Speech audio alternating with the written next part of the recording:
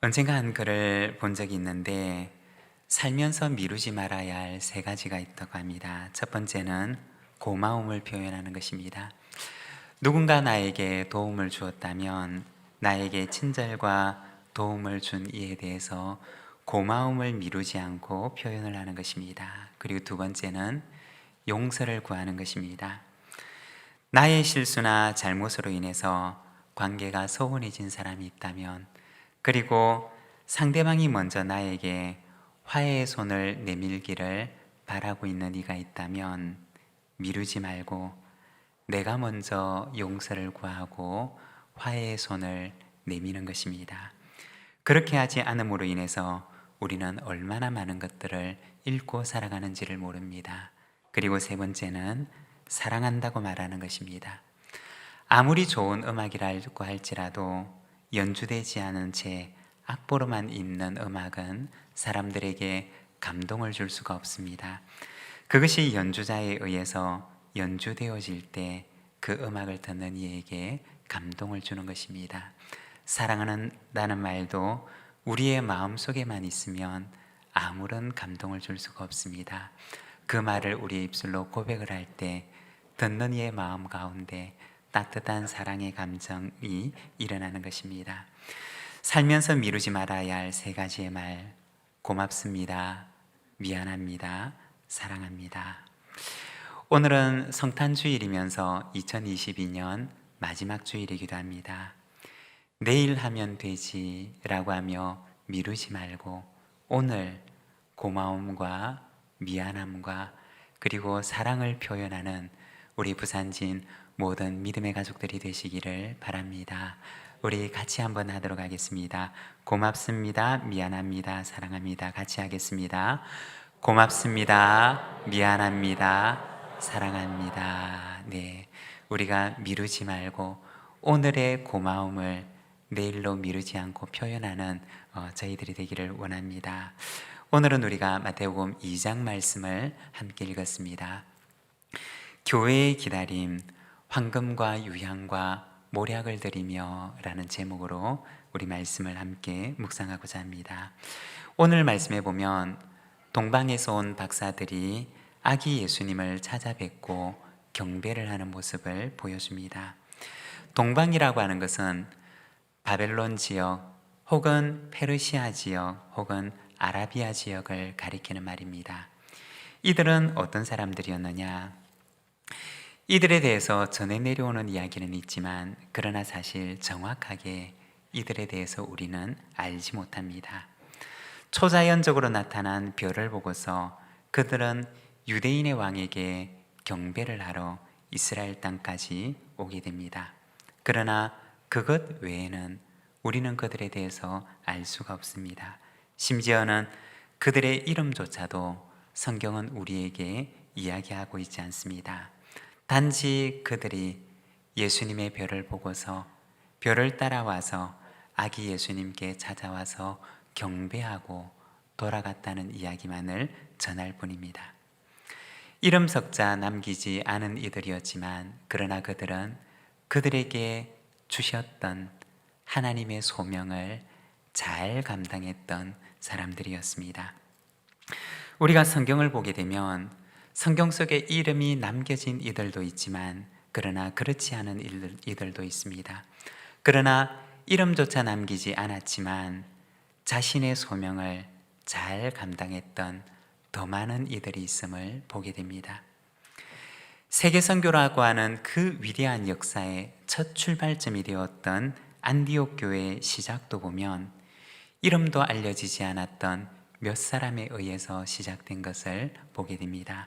사도행전 11장 20절에 보면 그 중에 구브로와 구레네 몇 사람이 안디옥에 이르러 헬라인에게도 말하여 주 예수를 전파하니, 여기에 보면 그들은 이름조차 남기지 않았지만 그러나 하나님의 위대한 역사에 쓰임을 받았던 사람들이었습니다.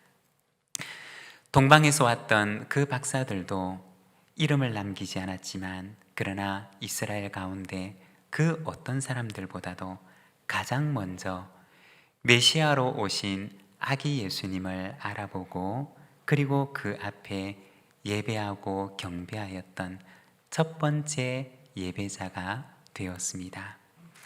아무도 그들의 이름을 기억하지 않지만 그러나 하나님께서는 이 이름 없는 예배자의 예배를 받으셨던 것입니다. 오늘은 우리가 예배 시간에 은퇴와 정년식을 가지게 되는데 이름조차 남기지 않는 이름 없는 이들의 헌신과 예배를 하나님께서는 받으신다는 것입니다. 오늘 우리의 헌신이 그리고 오늘 주님을 향한 우리의 사랑이 비록 드러나지 않는다 할지라도 그러나 하나님께서는 오늘 우리의 삶을 아름다운 예배로 받으시는 줄로 믿습니다. 그리고 그들은 그리스도의 첫 예배자가 되어서 주님께 예물을 가지고 와서 예물을 주님 앞에 드립니다. 오늘은 우리가 이 말씀 속에서 동방 박사들의 그 첫 예배 속에서 그들이 드렸던 그 예물의 의미를 우리가 잠시 함께 묵상하고자 합니다. 먼저 첫 번째, 그들이 드렸던 예물은 왕을 위한 예물이었습니다. 2절에 보면 그들은 예루살렘에 이르러서 말하기를 유대인의 왕으로 나신 이가 어디 계시냐? 우리가 동방에서 그의 별을 보고 그에게 경배하러 왔노라고 말합니다. 그들은 예루살렘에 오자마자 유대인의 왕을 찾고서 우리가 그분에게 경배하기를 원한다라고 이야기를 합니다. 그들은 그 머나먼 길을 왕에게 경배하기 위해서 찾아왔던 것입니다. 성경에 보면 이방인들이 왕께 경배하기 위해서 찾아올 것을 말씀하시는데 시편 72편 10절의 말씀을 보면 다시스와 섬의 왕들이 조공을 바치며 스바와 시바의 시바 왕들이 예물을 드리리로다 라고 말씀을 합니다. 왕들이 예물을 드리기 위해서 이스라엘로 모여들 것을 말씀하십니다. 그리고 이사야서 60장 1절에서 6절을 보면 일어나라 빛을 발하라 이는 내 빛이 이르렀고 여호와의 영광이 내 위에 임하였음이니라. 보라 어둠이 땅을 덮을 것이며 캄캄함이 만민을 가리는 이와 오직 여호와께서 내 위에 임하실 것이며 그의 영광이 내 위에 나타나리니 나라들은 내 빛으로 왕들은 비치는 내 광명으로 나아오리라. 내 눈을 들어 사방을 보라.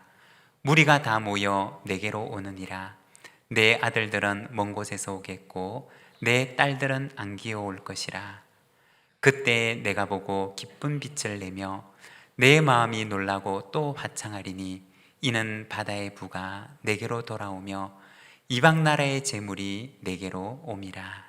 6절 말씀 함께 읽겠습니다. 허다한 낙타 미리암과 에바의 어린 낙타가 내 가운데 가득할 것이며 스바 사람들은 다 금과 유향을 가지고 와서 여호와의 찬송을 전파할 것이며. 아멘. 여기에 보면 이방 민족들이 하나님께 예배하기 위해서 금과 유향과 예물을 가지고 하나님 앞에 나올 것을 말씀합니다. 동방의 박사들은 시편의 노래처럼 이사야 선지자의 예언처럼 참 왕께 경배하기 위해서 가장 귀한 예물을 가지고 예수님께 나왔던 것입니다. 그들이 준비했던 그 예물은 바로 왕으로 오실 분께 드릴 예물이었던 것입니다. 또한 두 번째, 그들이 드렸던 예물은 하나님께 드리는 예물이었습니다. 그들이 드린 예물 가운데 유향은 하나님께 드려지는 제사에 사용하는 것이었습니다. 그리스도의 신성을 의미하는 예물입니다. 레위기 2장 1절과 2절에 보면 누구든지 소재의 예물을 여호와께 드리려거든 고운 가루로 예물을 삼아 그 위에 기름을 붓고 또 그 위에 유향을 놓아 아론의 자손 제사장들에게로 가져갈 것이요 제사장은 그 고운 가루 한 움큼과 기름과 그 모든 유향을 가져다가 기념물로 제단 위에서 불사를 지니 이는 화제라, 여호와께 향기로운 냄새니라. 이 레위기 말씀을 보게 되면 하나님께 드리는 제사의 감사의 소재 위에 유향을 놓고 제단 위에서 불사를 하고 말씀을 합니다. 그러면 그것이 여호와께 드리는 향기로운 냄새가 될 것이라고 말씀을 합니다. 하지만 유향을 넣지 말아야 할 예물에 대해서도 말씀을 하는데 레위기 5장 11절 말씀을 보게 되면 그의 범죄로 말미암아 고운 가루 10분의 1 에바를 예물로 가져다가 속죄 제물로 드리되 이는 속죄제인즉 그 위에 기름을 붓지 말며 유향을 놓지 말고, 죄로 인한 예물일 경우에는 유향을 드리지 말 것을 말씀을 합니다. 유향은 어떤 것이냐? 하나님께서 기뻐 받으시는 예물 위에 함께 드리는 예물입니다. 사랑하는 여러분, 저와 여러분의 삶이 유향과 같은 삶이 되기를 원합니다. 하나님께서 기뻐 받으시고 그 제단 위에서 불태울 때 하나님께 향기로운 제사가 되고 향기로운 향기가 되는 저와 여러분의 삶이 되시기를 바랍니다. 그리고 세 번째, 그들이 드렸던 예물은 장례를 위한 예물이었습니다. 그들이 드린 예물 가운데 모략이라고 하는 것이 있는데 이것은 굉장히 값비싼 예물이었습니다. 당시의 모략은 식물에서 채취를 했던 아주 진한 향기를 내는 황금만큼 귀한 예물이었습니다. 그런데 이 예물은 장례에도 사용이 되었습니다. 요한복음 19장 39절과 40절의 말씀을 보면 일찍이 예수께 밤에 찾아왔던 니고데모도 모략과 침향 섞은 것을 100리트라쯤 가지고 온지라. 이에 예수의 시체를 가져다가 유대인의 장례법대로 그 향품과 함께 세마포로 쌌더라. 니고데모는 예수님의 장례를 위해서 모략이 섞인 향품을 가지고 오는데 유대인의 장례법을 따라서 그 향품을 예수님의 시신과 함께 두게 됩니다. 모략을 가지고 왔던 동방의 박사들은 미처 알지 못했겠지만 그러나 그들이 마음을 다해서 드렸던 그 예물은 예수님의 장례를 보여주었고 예수님의 장례를 예비하는 예물이 되었던 것입니다.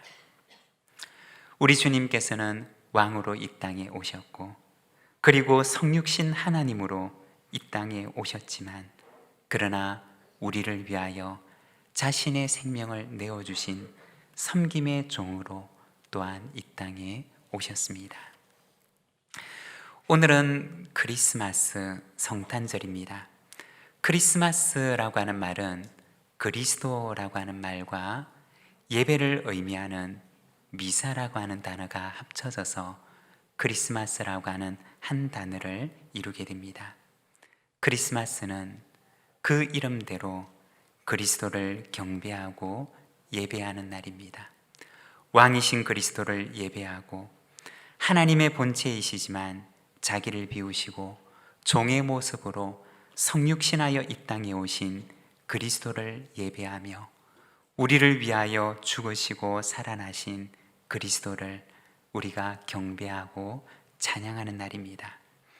주님 앞에 예물을 가지고 먼 동방에서 찾아왔던 동방의 박사들처럼 오늘 우리도 우리의 삶을 하나님께서 받으시는 향기로운 예물로 드리면서 왕 되신 주님을 경배하는 삶을 살아가는 우리 모든 믿음의 가족들이 되시기를 바랍니다. 우리 함께 기도하겠습니다.